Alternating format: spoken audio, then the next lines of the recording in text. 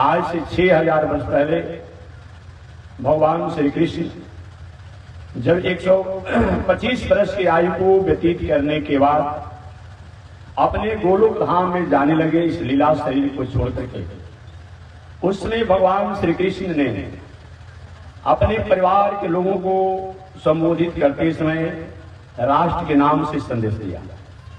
राष्ट्र के नाम से संदेश देते समय भगवान श्री कृष्ण ने अपने परिवार के लोगों को केंद्रित करते हुए, पुत्रों को केंद्रित करते हुए, समाज के लोगों को केंद्रित करते हुए, अपने मंत्रियों को केंद्रित करते हुए, अपने बंधुजनों को, सज्जनों को केंद्रित करते हुए उन्हें कहा, हे महानुभावों, मानव जीवन में धन होना, बल होना, पद होना, रूप वैभव होना, ऐश्वर्य कीर्ति होना अच्छी बात है, ये होना ही चाहिए। क्योंकि वेदांत दर्शन कहता है, उपनिषद कहता है, वेद भगवान कहते हैं, धन से हीन व्यक्ति, लक्ष्मी से हीन व्यक्ति का कोई मतलब नहीं होता है। आपकी बात कोई अतिथि आवे आपके पास, उसको खिलाने की कोई व्यवस्था नहीं है, क्या मतलब होता है? बलहीन व्यक्ति को भी वेद भगवान कहते हैं, वो क्या कर सकता है? बात ठीक भी है। इच्छा तो है कि सीताराम सीताराम कहें, श्रीमन नारायण कहें, बैठ करके कथा सुने, अब बैठा ही नहीं जाता। सही आप पड़े हुए हैं, वो जीना और मरना दोनों एक के बराबर है। इसलिए धन भी होना चाहिए, बल भी होना चाहिए। उस बल की बात मैं नहीं कभी करता, इस बल को प्राप्त करके आप पूरे समाज को, परिवार को रौनते रहते हैं। इस बल द्वारा अपनी भी हम अपने को स्थिति को प्राप्त करें और समाज के मेरे बल द्वारा सहयोग प्राप्त हो, वो तो बल होना ही चाहिए।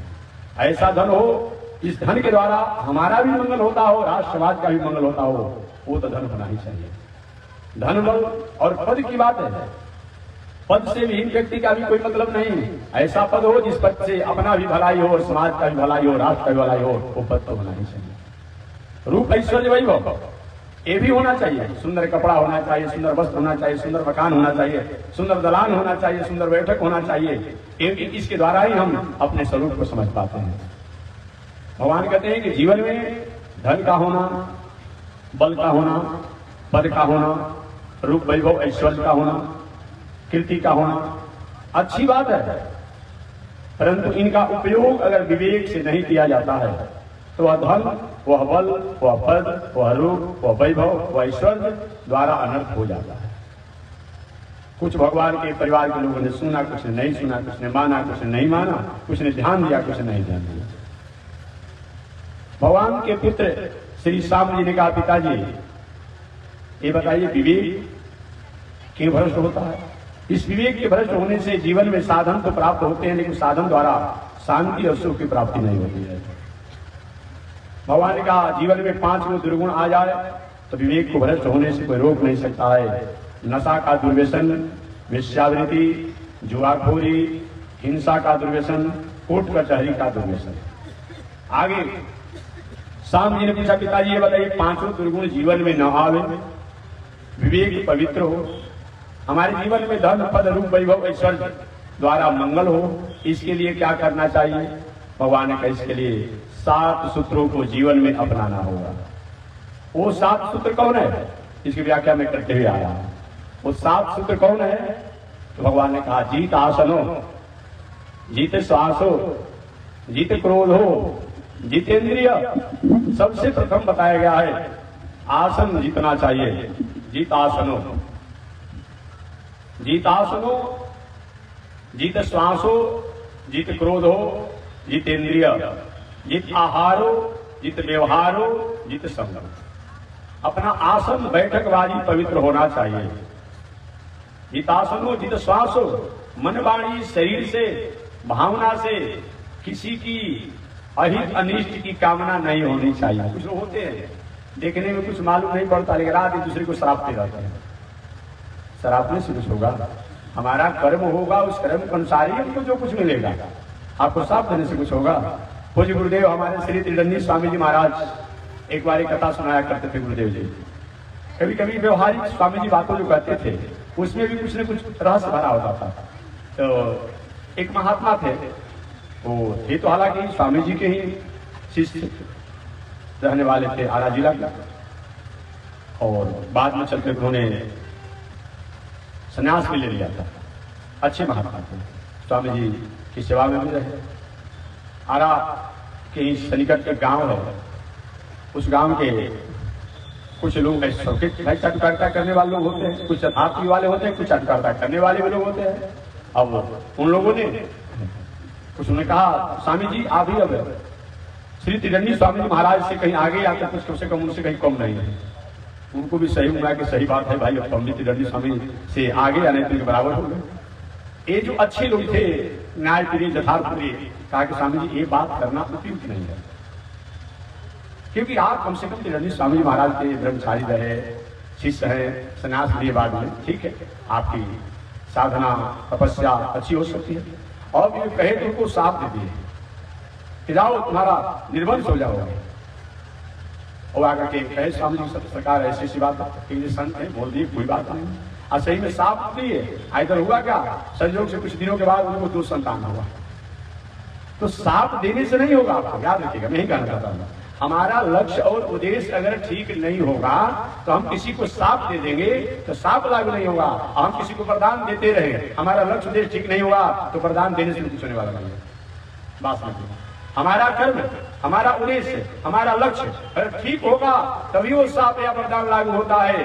कहीं गलत मार्गों में हम भटक रहे हैं, गलत मार्गों के कहीं अनुकरण करने वाले हैं, और वहां कोई बात हो जाता है तो थोड़ी सी कोई उदास भरी बात होती है। लेकिन हमारा नियम, नैतिकता, मौलिकता, संस्कार, संस्कृति, व्यक्तित्व, व्यवहार, मानवता सब ठीक हो और आप साफ भी देंगे तो साफ भी वरदान हो जाएगा।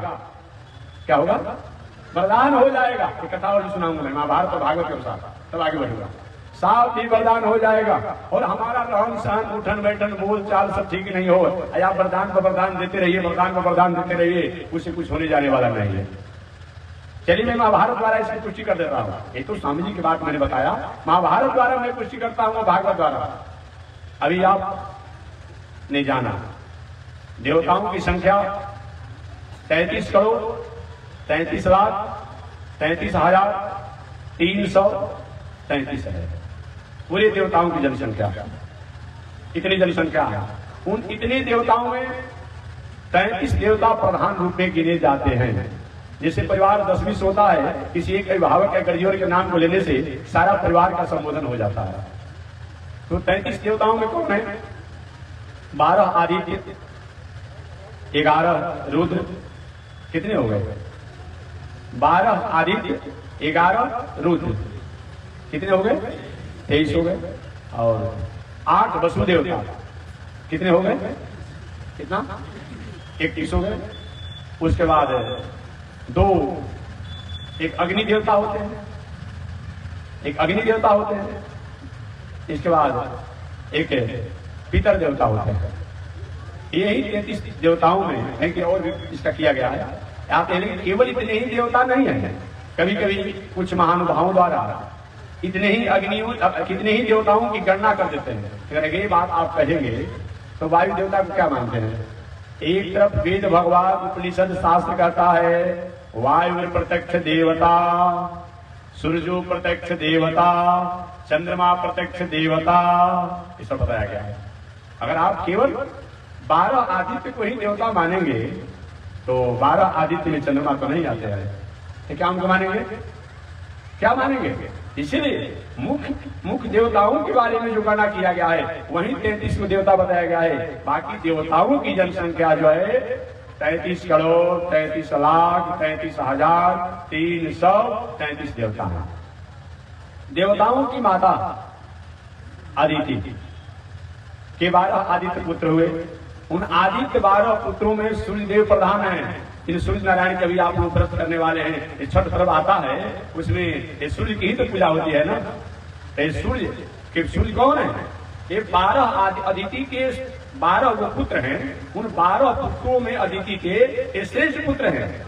इंद्र भी अदिति के पुत्र हैं, सूर्य भी पुत्र हैं, वरुण भी पुत्र हैं, और बावन भगवान बक्सर वाले भी अदिति के ही पुत्र हैं। याद रखिएगा, ये सब अदिति के पुत्र होने के कारण ही देवताओं को आदित्य कहा जाता है। बात समझिएगा। क्या चीज? कश्यप ऋषि की बड़ी पत्नी जिनका नाम अदिति है, उन अदिति के पुत्र होने के कारण ही उन देवताओं को आदित्य कहा जाता है।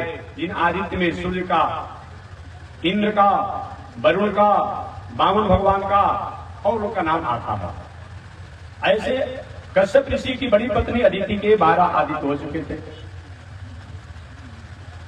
कश्यप ऋषि जी की छोटी पत्नी जिसका नाम दीति है, जो दैत्यों की माता है, उनसे भी प्रारंभ अवस्था में 2 पुत्र तो हुए थे, जिनका नाम हिरण्याक्ष और हिरण्यकश्यप था। हिरण्याक्ष और हिरण्यकश्यप था, दोनों उपद्रवकारी हुए। भगवान द्वारा समय समय से उन दीति के दोनों पुत्रों का कल्याण कर दिया गया। दीति के मन में बहुत बड़ा दुख था, मेरा एक भी पुत्र नहीं बचा। एक ही कश्यप ऋषि से प्रार्थना की दीति, प्रभु क्या मैं आपकी पत्नी नहीं हूं? मैं भी तो आपकी पत्नी हूं।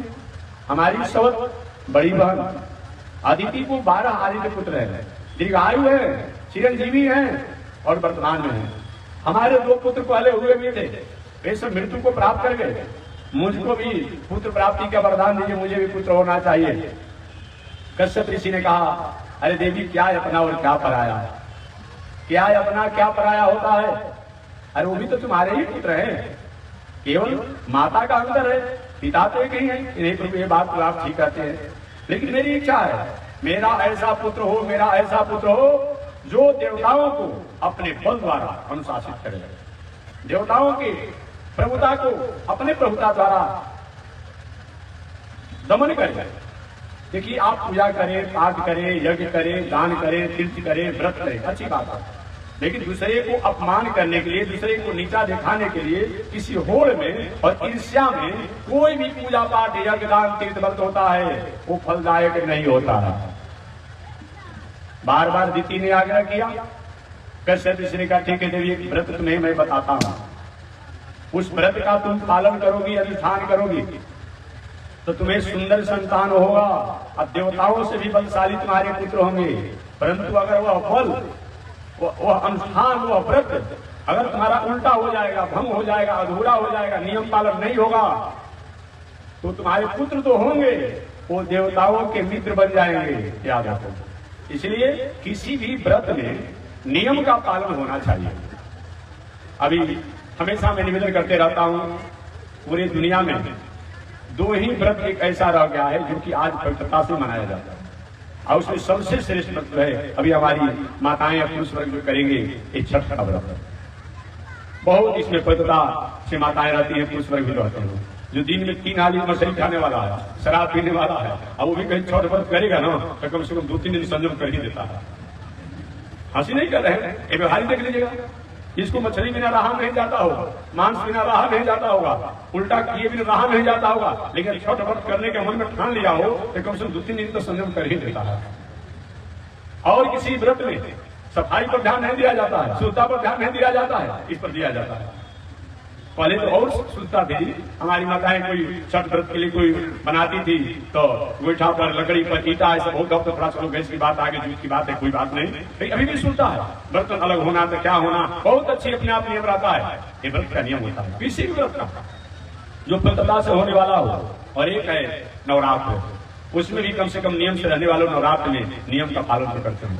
अब बाकी और जितना भी सब हुआ है उसमें कहीं न कहीं मिलावट हो गया है, मिलावट हो गया है। जा रहे हैं शिवरात्रि में डाक बम लेकर के, बोल बम लेकर के रख देता है लोग कांवर को, 1 किलो हो जाता है। अरे भाई क्या करते हैं बताइए ना, कोई मतलब होता है?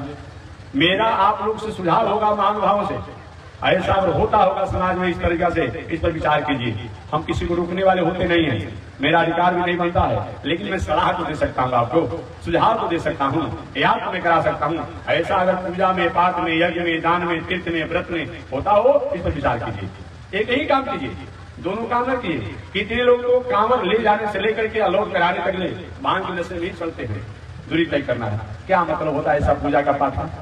लेकिन अभी 2 व्रत कम से कम अभी सात्विकता में है। तो मैं निवेदन करना चाह रहा था कश्यप ऋषि ने कहा, देवी जी जो मैं तुम्हें व्रत बताऊंगा, इस व्रत का अगर तुम नियम से पालन करोगी तो तुम्हारा ऐसा पुत्र होगा जो देवताओं से भी बलवान होगा, वैभववान होगा, ऐश्वर्यवान होगा, कीर्तिवान होगा। अगर तुम नियम का पालन नहीं करोगी तो तुम्हारा पुत्र जो होगा देवताओं का मित्र बन जाएगा। प्रभु कौन सा व्रत है?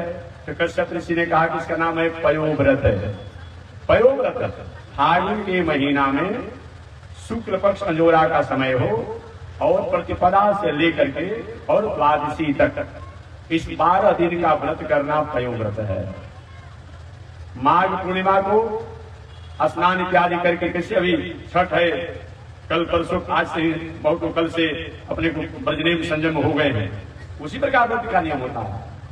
कश्यप ऋषि ने कहा कि माघ पूर्णिमा को ही संयम में हो जाना, खाटी पर नहीं सुतना, तोशक पर नहीं सुतना, चौकी पर सुतिए, खाटी की तरफ सिरहना, पैर की तरफ नहीं सोना, खुले बाल नहीं रहना, जूठे मुंह नहीं रहना।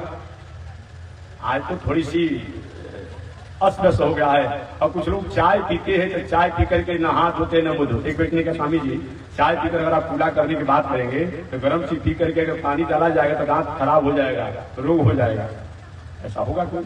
तो कुछ भी तो थोड़ी सी जल लेकर के कम से कम 2-4 बूंद शुद्ध कर लीजिए। चाय पिया अपने गिलास रख दो, कोई सामान छूते हैं सब करते हैं, हाथ थोड़ा शुद्ध कर लीजिए, मुंह थोड़ा सा शुद्ध कर लीजिए। मैंने पवित्रता से रहना चाहिए, कहने का तात्पर्य है। अब तो ये जो चला है कौन सिस्टम विवाह शादी आयोजन प्रयोजन में मत पूछिए, बफर सिस्टम है कि बफेलो सिस्टम है कि वैकूफ सिस्टम है, कुछ समझ में नहीं आता। अब बताइए ये कौन सिस्टम है? जी दोनों हाथ निकाल के खाता है, सब खाता है। वही में रोगी भी कोई एक्समा का रोगी है, कोई टीबी का रोगी है, कोई दमा का रोगी है, कोई कैसा हो कोई कैसा है, सब खाए का संक्रमण नहीं फैलेगा, होगा कि नहीं होगा?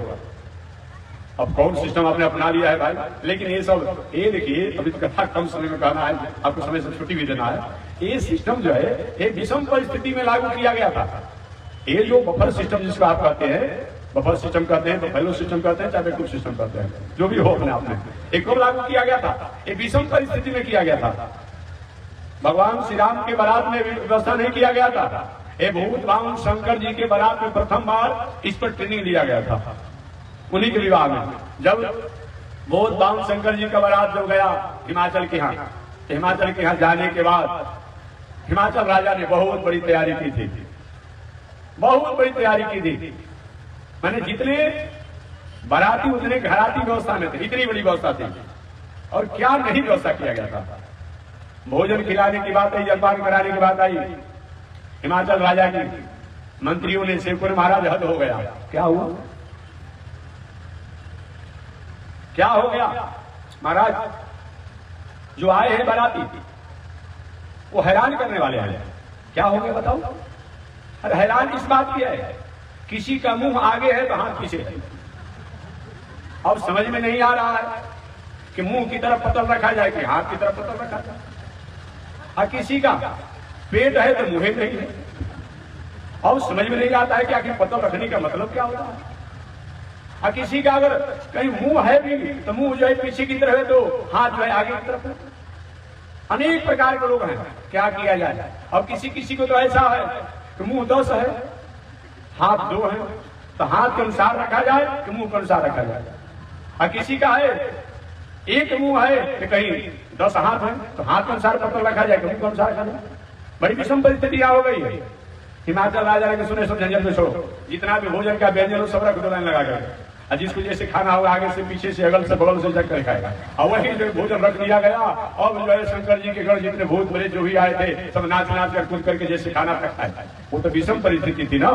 लेकिन आपके सामने तो विषम परिस्थिति है नहीं, इसीलिए वो कभी ऐसा हुआ होगा उसके लिए हुआ होगा, ये हमेशा के लिए नियम लागू नहीं होता है।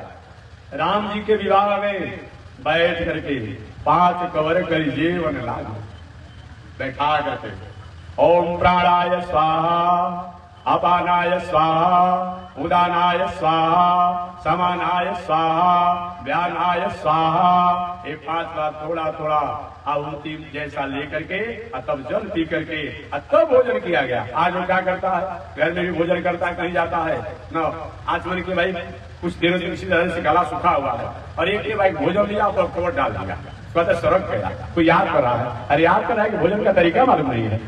इसीलिए एक खाने का भी तरीका होता है जी। चलिए भाई प्रसंग वस्तु शरीर कथा की तरफ बहुत आगे बढ़ जाना पड़ेगा। शास्त्र में हालांकि भोजन कराने का नियम भी बताया गया है, तो भोजन कैसे कराना चाहिए याद रखिएगा। विवाह हो, शादी हो, यज्ञ हो, पूजा हो, पाठ हो, हित नाता कोई भी द्वार पर आ जाए तो भोजन कराने का शास्त्र में तरीका बताया गया है। हाँ हाँ दत्यात, हूँ दत्यात, नो दत्यात व्याघ्र चंपका।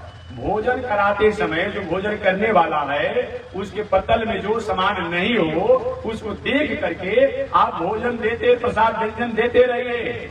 वो जब तक हाँ हाँ कहते रहे तब तक कुछ न कुछ सामान देते रहिए। हाँ हाँ दत्यात, हूँ दत्यात, भोजन हूँ हाँ हाँ करते रहते हैं तो भोजन देते रहिए। नो दत्यात व्याघ्र चंपक। उस समय अब भोजन के सामग्री को पत्तल में मत दीजिए, थाली में मत दीजिए।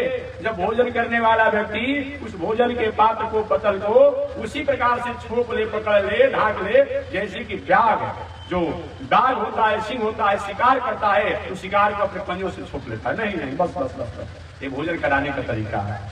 इस तरीका से ये भोजन कराने को बताया गया। तो मैं निवेदन करना चाह रहा था, नियम का, व्रत का बहुत बड़ा महत्व होता है।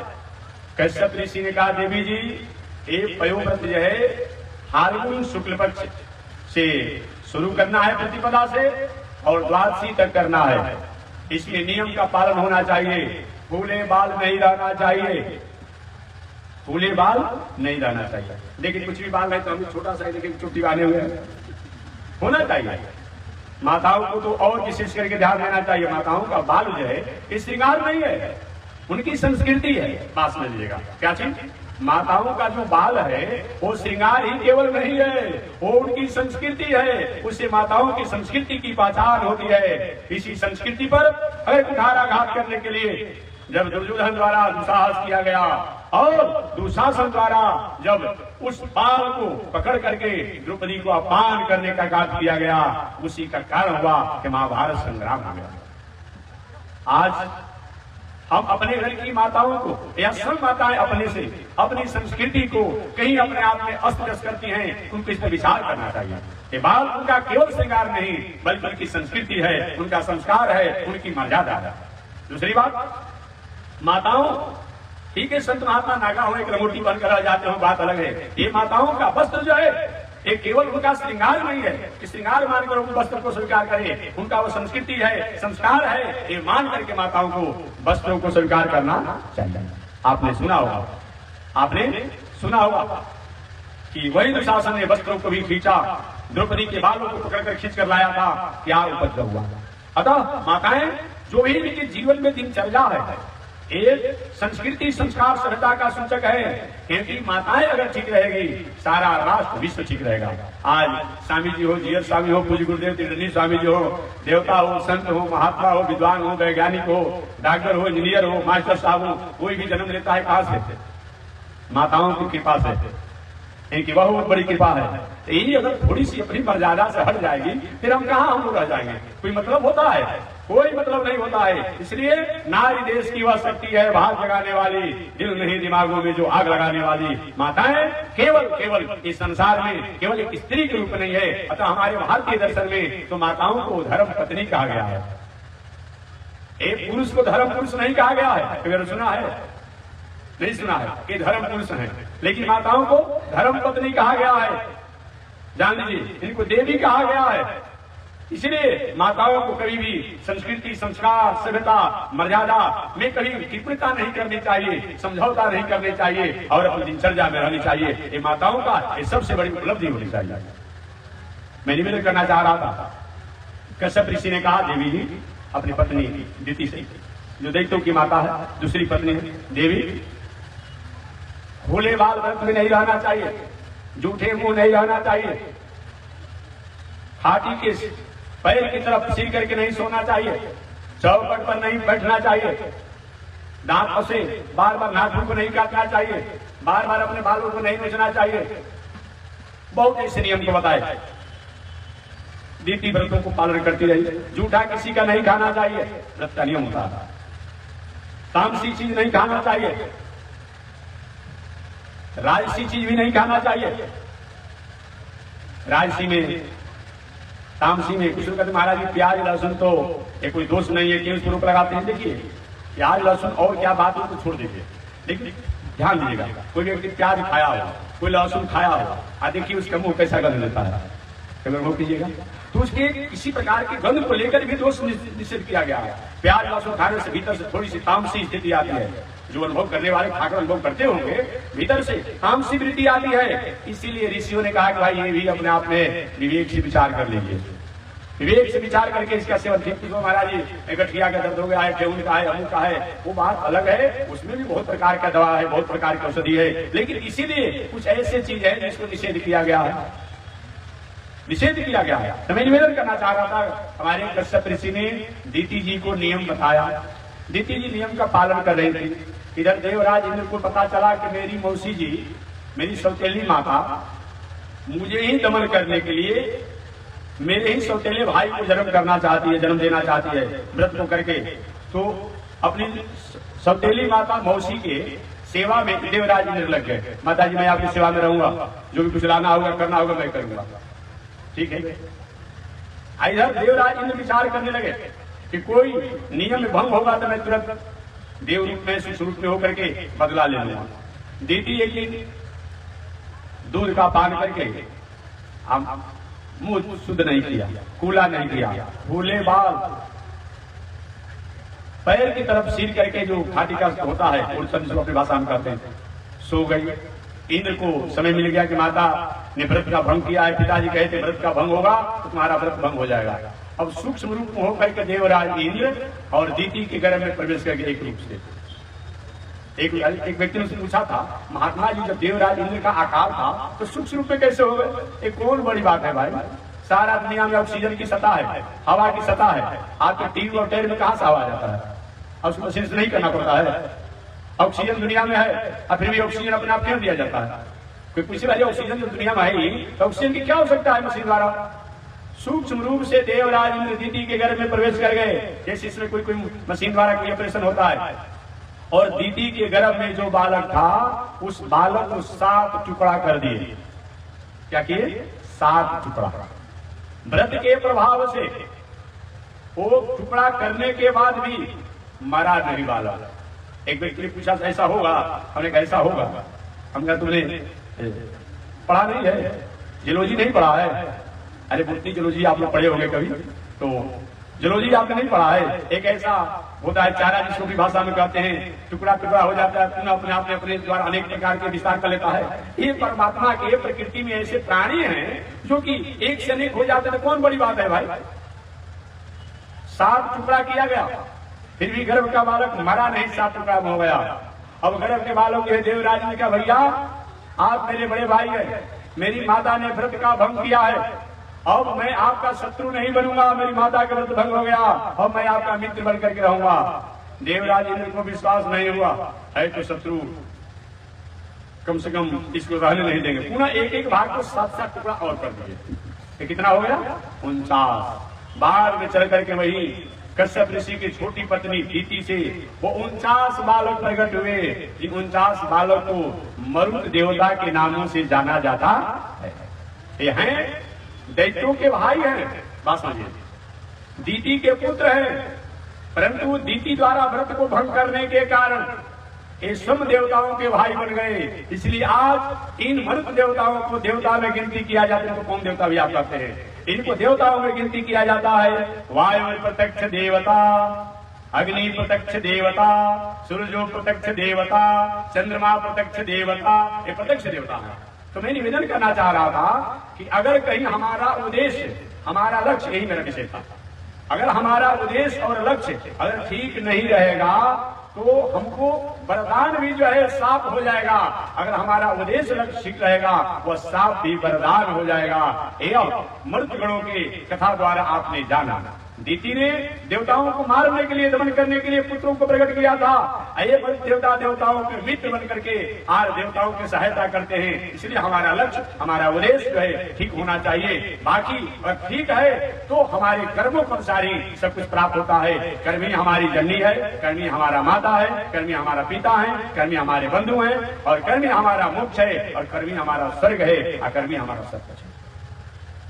कर्म के द्वारा ही कोई आपको वरदान भी देगा, तो कारगर होगा। इसलिए कर्म का कभी भी त्याग नहीं करना चाहिए, लेकिन वह कर्म जो है विवेकपूर्ण होना चाहिए। भगवान श्री कृष्ण ने कहा है, प्रिय बंधु बांधव, जीवन में 7 वो सूत्र अगर आ जाए तो व्यक्ति निश्चित रूप में अपने विवेक को पवित्र कर सकता है। उसमें सबसे प्रथम जीत आसनो, अपना बैठकबाजी पवित्र होना चाहिए। जीत श्वास हो, मनवाड़ी भावना से किसी की अनिष्ट की भावना नहीं करना, ये भी बताएगा। जीत आसन हो, जीत श्वास हो, जीत क्रोध हो, अकारण किसी पर क्रोध नहीं करना। अकारण कारण लेके तुम शासन करना ही चाहिए। बेटा, परिवार, पत्नी, बाल बच्चे कहीं गलत मार्ग में जाते हो, प्रजा गलत मार्ग में जाती हो, वहां थोड़ा सा अनुशासन होना चाहिए। जीत आसन हो, जीत श्वास हो, जीत क्रोध हो। तीसरा सूत्र हो गया जीतेंद्रिय। आज इसी की व्याख्या करना है। इंद्रिय भी जीतना चाहिए।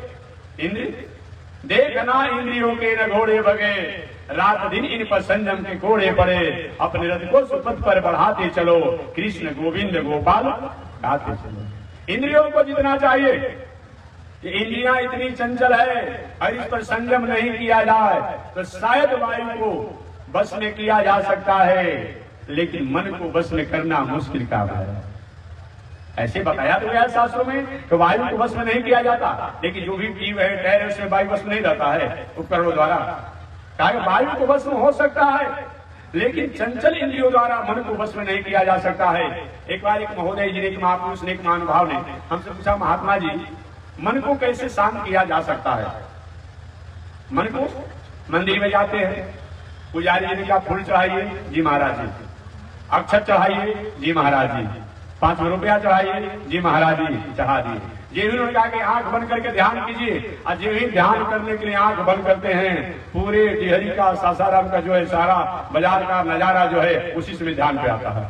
देखेंगे आंख खुले में खूब मन भटकता है, और जो ही आंख बंद करिए ना, भटकना शुरू हो जाता है। देखिए प्रैक्टिकल करके अपने अपने द्वार पर जाकर के यही 5 मिनट के लिए आप ध्यान कीजिए, उसी समय दुनिया का जितना उपद्रव है ना वही उसमें आ जाएगा ध्यान में। ऐसा चंचल मन जो है, इस चंचल मन को कैसे रोका जा सकता है? ये हम नहीं कहते हैं, अर्जुन भगवान श्री कृष्ण कहे, गोविंद चंचल से ही मना कृष्ण। हे कृष्ण, ये मन जो चंचल है, प्रमाद ही इतना अपने आप में है कि इसको बस में करना संभव नहीं है। तो भगवान श्री कृष्ण ने कहीं उपाय बताया, तो वो भी मैं निवेदन करूंगा। अभ्यास तू कौन्तेय, बार बार सत्कर्मों के अभ्यास के कारण चंचल मन भी एक दिन रुक जाता है, एक दिन संयमित हो जाता है, एक दिन अपनी स्थिति में आ जाता है। अतः बार बार सत्कर्मों का अभ्यास करना चाहिए। कभी कभी लोग प्रश्न करते हैं कि अगर मन नहीं लगता हो तो अच्छा काम करना चाहिए कि नहीं? मैं निवेदन करना चाहूंगा, मन जब लगेगा तब अच्छा काम करेंगे। ये तो लाखों में कोई व्यक्ति होगा, मन लगे तब अच्छा काम करेंगे, ये तो लाखों में कोई व्यक्ति हो सकता है। मन नहीं भी लगता हो तब भी अच्छा काम करिए, अच्छे काम करने का फल होगा कि मन लगने लगेगा।